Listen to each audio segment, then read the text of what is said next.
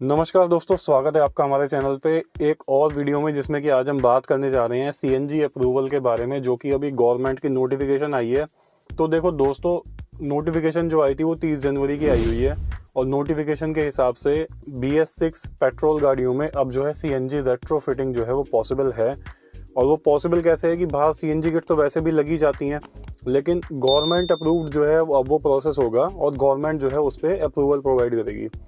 बहुत सारी यूट्यूब पे वीडियोस पड़ी हैं कि अब BS6 में सीएनजी लगवा लो, ये करवा लो, वो करवा लो, लेकिन रियलिटी जो है वो मैंने काफ़ी हद तक इसमें डिटेल में जाने की कोशिश की और मैंने ये पता करने की कोशिश की भाई, एक होता है नोटिफिकेशन आना, एक होता है न्यूज़ अपडेट आना कि भाई न्यूज़ अपडेट आ गई कि अब BS6 गाड़ियों में सीएनजी लग जाएगी, और एक होता है कि भाई ज़मीनी हकीकत क्या है, वास्तविकता में क्या प्रोसेस है, किस तरीके से हो सकता है, कैसे नहीं हो सकता। तो मैंने सारी चीज़ों के बारे में अच्छे खासे तरीके से पूरी रिसर्च करके खुद मैंने जाके पता किया। उसके बाद में फिर मैंने सोचा कि डिटेल जो है वो आप लोगों के साथ में शेयर की जाए। अभी सबसे पहली बात तो ये है कि सुनने में ये आया है कि इलेक्शंस के बाद में जो पेट्रोल और डीजल के प्राइस हैं वो कम से कम 10-15 रुपये बढ़ने वाले हैं, जो कि काफ़ी प्रैक्टिकल लग भी रहा है, क्योंकि अभी क्रूड ऑयल के प्राइसेस जो हैं वो रशिया यूक्रेन की वजह से 105 रुपये पर बैरल पहुँच चुके हैं।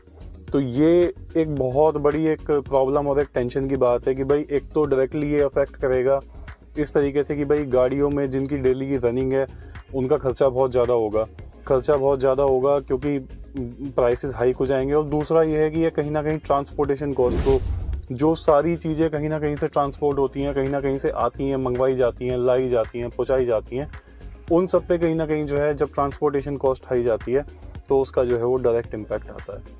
तो अभी क्या हो गया है कि सीएनजी जो है, गवर्नमेंट ने सोचा कि भाई सीएनजी जो है एक क्लीन फ्यूल है, एनवायरनमेंट फ्रेंडली है, ग्रीन है, और उससे कार्बन एमिशंस वगैरह जो हैं बिल्कुल ना के बराबर ही हो जाते हैं पेट्रोल डीजल के कंपैरिजन में, तो उसको अप्रूवल दिया जाए। तो अभी तक जो है वो BS4 गाड़ियों का अप्रूवल चलता था, अब BS6 के लिए भी गवर्नमेंट ने नोटिफिकेशन जारी कर दिया है। अब इसके बाद बात कर लेते हैं कुछ ऐसी चीज़ों के बारे में कि अगर हमें लगवाना है तो क्या है, आज की डेट में अप्रूवल मिल रहा है कि नहीं मिल रहा है। तो मैंने खुद कम से कम 2-3 जगह मैंने कॉल किया जहाँ पे सीएनजी रेट्रोफिटमेंट होती है। इस वीडियो में मैं आपको बताने वाला हूँ कि अगर आपको सीएनजी रेट्रोफिटमेंट करानी है तो उसका प्रोसेस क्या है, उसके प्रोसेस के अलावा आपका कितने तक का उसमें खर्चा आएगा, कौन सी किट आपके लिए बेहतर है, गवर्नमेंट की नोटिफिकेशन के बाद में अभी अप्रूवल का क्या सीन है। अगर आपको इसी तरह की इन्फॉर्मेशन देखना पसंद है, अगर आपको इसी तरीके का कंटेंट पसंद है, आपको वीडियो यूज़फुल हेल्पफुल लगती है, आप इस चैनल को जरूर सब्सक्राइब कर सकते हैं और शेयर कर सकते हैं और लाइक कर सकते हैं। Thank you so much. तो अब बढ़ते हैं वीडियो की तरफ। तो दोस्तों, बात यह है कि जब मैंने फ़ोन करके पता करा तो उन्होंने कहा कि अभी इसके लिए जो है BS6 के लिए जो गवर्नमेंट नोटिफिकेशन है उसके हिसाब से पोर्टल वगैरह जो है वो RTO ऑफिस वगैरह में अपडेट हो रहा है, तो उसमें 1 से 1.5 महीना लगेगा। लेकिन जानकारी ये है कि 1-1.5 महीने बाद में जो है वो अप्रूवल आना स्टार्ट हो जाएगा।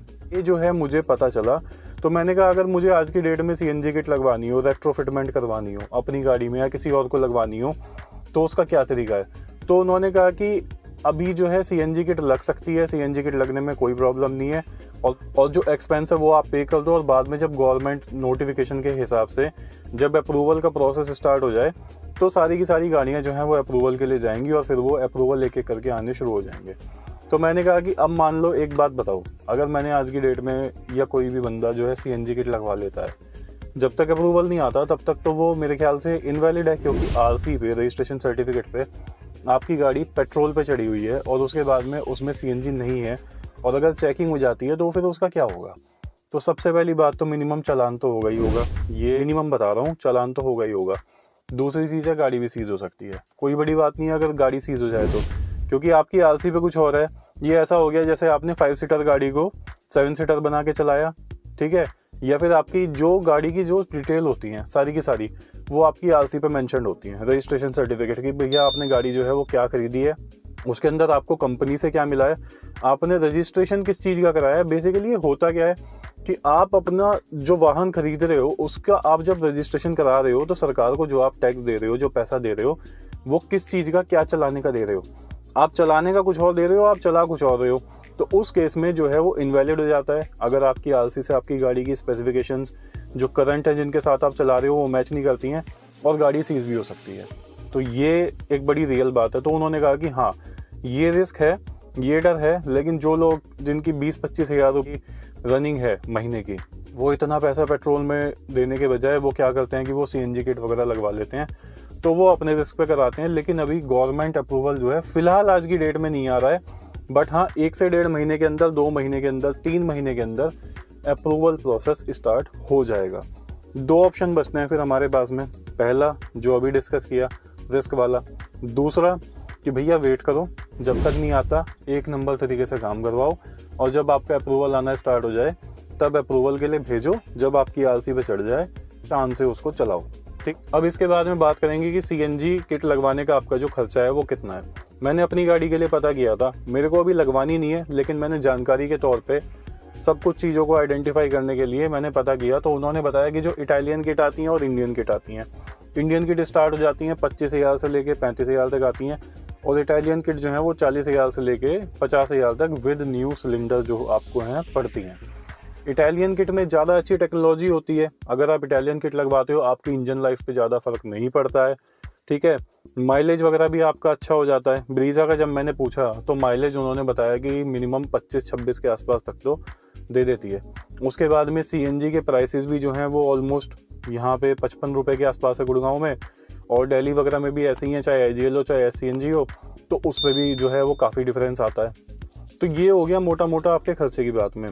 सेकेंड हैंड सिलेंडर लेना चाहिए या नहीं लेना चाहिए, ये भी बहुत सारे लोगों के दिमाग में डाउट रहता है। मुझे ये भी जानने को मिला कि अगर CNG लगवाने जाते हैं तो सेकेंड हैंड सिलेंडर उसको पूरा सही वही करके और वो लगा देते हैं, वो थोड़ा सस्ता पड़ता है।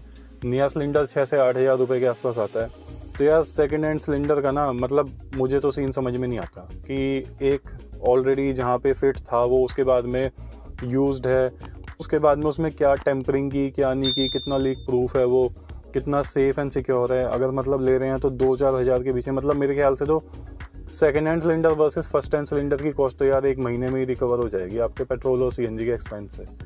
तो ये बात हो गई खर्चे की, ये बात हो गई नोटिफिकेशन की। अभी ज़मीनी हकीकत क्या है कि भाई अप्रूवल आ रहा है कि नहीं आ रहा, ये सारी बातें तो हो गई उस बारे में। अब कुछ एक बात कर लेते हैं कि जब मैंने पूछा कि भाई लगवाने का क्या प्रोसेस है, तो उसमें उन्होंने क्या बताया।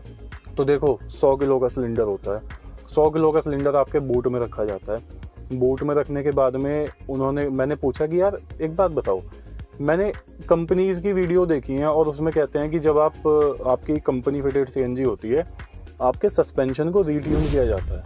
तो रीट्यून करने के बाद में क्या होता है कि आपके में जो एडिड वेट होता है, टाटा के ऊपर मैंने एक वीडियो बनाई थी iCNG टेक्नोलॉजी की, मारुति सुजुकी की आप ऑफिशियल जाके वीडियो देखो जिसमें कि वो iCNG वो लगा के देते हैं।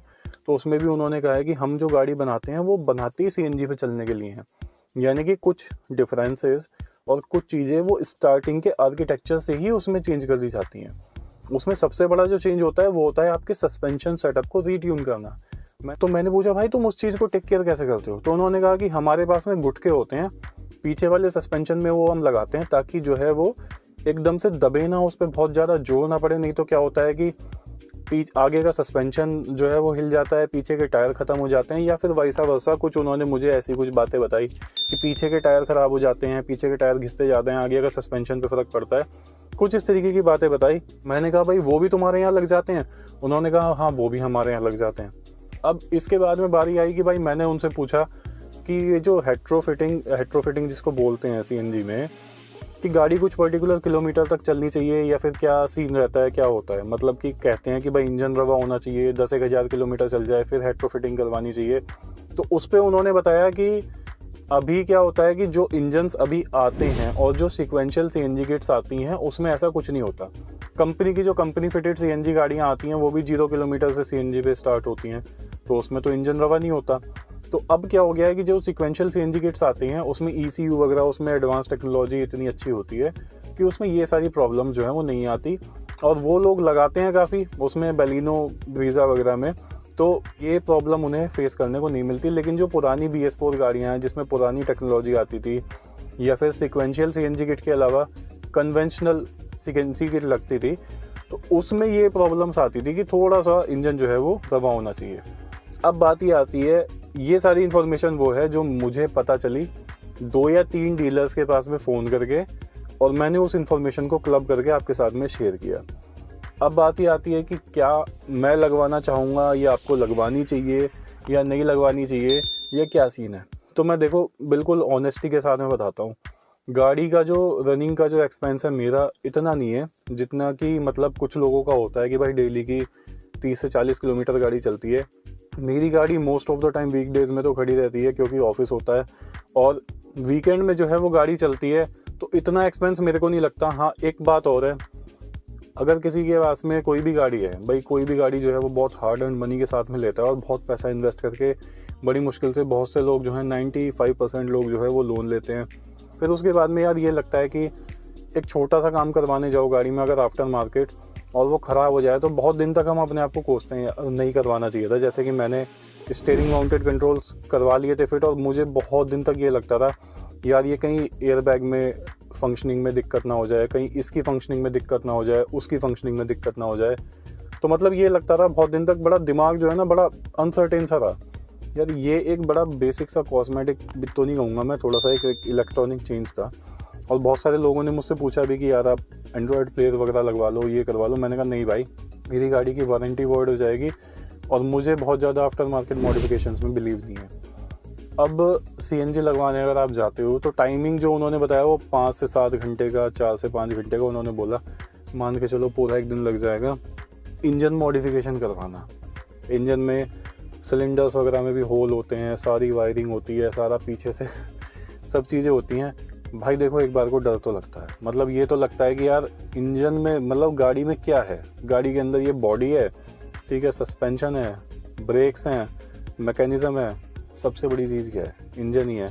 और अगर इंजन में ही छिड़वा लिया और मान लिया 1% अगर कोई गड़बड़ होगी तो यार ना तो क्लेम मिलेगा, ठीक है, ना क्लेम मिलेगा, ना उसका कुछ होगा। और फिर देखो ये तो लगता है आज की डेट में कि भाई पेट्रोल और डीजल के प्राइसेस जो हैं बहुत ज़्यादा हैं और रनिंग कॉस्ट जो है वो बहुत ज़्यादा जा रही है, इसमें कोई शक नहीं है। लेकिन यार एक चीज़ में अगर इतना पैसा इन्वेस्ट किया और उसके बाद में कहीं पे बाहर कोई काम करवाया, जैसे सीएनजी वगैरह बहुत से लोग चला रहे हैं, मैंने देखी हैं वीडियोज़ वगैरह, बहुत से लोग जो हैं अपना चलाते हैं मस्त अपना। पर यार मेरे को ऐसा लगता है कि अगर कोई समस्या आ भी रही होगी तो वीडियो में थोड़ा ना बताएंगे।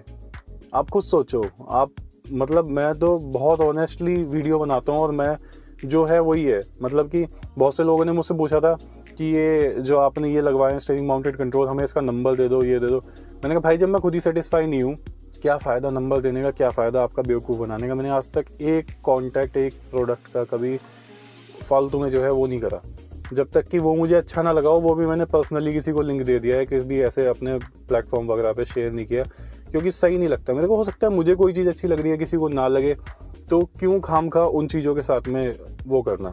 तो यार मेरे को तो लगता है कि यार जैसे गाड़ी ली है तो लेते टाइम पे अगर सोच लो तो ज़्यादा अच्छा है कि भाई सीएनजी लें या फिर पेट्रोल लें।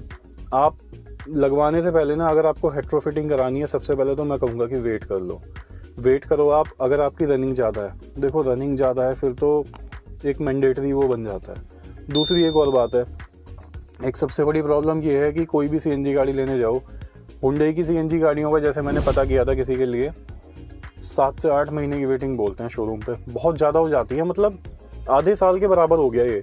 7 से 8 महीने बहुत होते हैं, और 7 से 8 महीने की वेटिंग में मतलब मान के चलो यार, किसी को अगर गाड़ी बुक करनी है 11,000 रुपये से बुकिंग होती है, उसके बाद में इतना टाइम अगर उसको इंतज़ार करना पड़े तो ये तो बड़ी दिक्कत वाली बात है, ठीक है। हो सकता है गाड़ी जल्दी मिल जाए, 2 महीने मिल जाए, 3 महीने मिल जाए, बट वो सब डिपेंडेंट फैक्टर्स हैं। किसी ने कैंसिल कर दी, स्टॉक ज़्यादा आ गया, 4 गाड़ियाँ एक्सपेक्ट कर रहा था शोरूम, 11 गाड़ियाँ आ गई तो वेटिंग लिस्ट क्लियर हो गई। वो सारी चीज़ें जो हैं वो हैं। भाई देखो मेरा मानना ये है कि एट करंट स्टेज अगर मैं अपनी रनिंग की बात करूं तो शायद मैं सीएनजी के लिए जो है वो नहीं जाना चाहूँगा, क्योंकि मेरा ये मानना है कि यार मॉडिफिकेशन ना आफ्टर मार्केट मैं थोड़ा मतलब इससे थोड़ा दूर ही रहता हूँ, मेरे को सही नहीं लगता। अगर मेरे को सीएनजी गाड़ी लेनी होती ना तो मैं उस टाइम पे सोचता जब मैं ले रहा था। मैं आपको यही सजेस्ट करूँगा, जो न्यू कार बायर्स है ना उनके लिए ये बात बहुत ही काम की होने वाली है। अगर आपकी रनिंग है ना तो आप फिर इधर उधर मत देखो, आप अपना जिस गाड़ी पे सबसे कम वेटिंग मिल रही हो ना, जो गाड़ी आपकी नेसेसिटीज़ को सूट कर रही हो, जैसे कि टिगोर है, टियागो है, बहुत अच्छे अच्छे फीचर्स के साथ में आ रही हैं, बहुत अच्छी ICNG टेक्नोलॉजी है, हुंडई की गाड़ियाँ हैं, सारी गाड़ियाँ अच्छी हैं, मारुति की गाड़ियाँ जो CNG की, सब कंपनी फिटेड गाड़ियाँ एक नंबर है, कोई दिक्कत नहीं है, ठीक है। आप वो गाड़ी बुक कर लो, 2-4 महीने में गाड़ी आ जाएगी, तसल्ली से आप उसको चलाओ। रेट्रोफिटिंग में जाने के बाद में ना यार, आप मान लो किसकी जवाबदेही होती है? अगर मान लो कल को गाड़ी में कोई समस्या आ गई, कोई प्रॉब्लम आ गई, तो कौन है उसको देखने वाला? शोरूम वाला तो बोलेगा भाई मेरे को क्या मतलब, तुमने बाहर काम करवाया इसमें, पहले तो इंश्योरेंस में दिक्कत हो गई, दूसरी वारंटी में दिक्कत हो गई, तीसरी इंजन में दिक्कत हो गई। गाड़ी में यार ऐसा तो है नहीं कि हम घर से ऑफिस से घर जाते हैं, और भी बहुत सारी जगह जाते हैं, घूमने भी जाते हैं, बाहर भी जाते हैं, रात में भी चलाते हैं। और अगर मान लिया किसी ऐसी जगह पे, मैं यार ये डरा नहीं रहा, मैं ये मत सोचना कि मैं इसको डरा रहा हूँ। तो मेरा इसमें बिल्कुल भी पर्सपेक्टिव ये नहीं है कि मैं डरा रहा हूँ कि भाई रेट्रोफिटिंग नहीं करवानी चाहिए, बट मुझे जो मेरा जो अपना पर्सनल ओपिनियन है मैं वो शेयर कर रहा हूँ। हो सकता है किसी का ओपिनियन कुछ और हो। तो उसमें ये होता है कि आप अपनी रनिंग को एनालाइज कर लो। अगर आप एक न्यू कार बाई करने का प्लान कर रहे हो तो आप CNG गाड़ी लो, ठीक है। उसके बाद में अगर आपके पास में रेट्रोफिटिंग आपको करानी है, सबसे अच्छी जगह जाओ, 2-4 हज़ार रुपये की टेंशन मत लो, सबसे अच्छी किट लगवाओ। सबसे अच्छी किट लगवाने के बाद में उस भाई से पूरी वारंटी, गारंटी, हर चीज़ का पूरा रिटन में सर्टिफिकेट, वारंटी सर्टिफिकेट वगैरह सब कुछ लो। ब्रांडेड किट लगवाओ, ठीक है, जो कुछ अच्छे अच्छे नाम है जैसे लोवाटो वगैरह ये सब हैं, ठीक है। हालांकि उसके पार्ट्स वगैरह में प्रॉब्लम होती है, तो अच्छी से अच्छी किट लगवाओ। 10 जगह पता करो, पता करने के बाद में काम करवाओ, और उसके बाद में तसल्ली से चलाओ। आई होप वीडियो शायद थोड़ी लंबी होगी कि दिमाग में कुछ डाउट वगैरह हो तो बेशक कमेंट सेक्शन वगैरह में जाके पूछ सकते हैं। Thank you so much for watching guys, stay tuned for more updates like this. Bye bye, take care and always ride safe.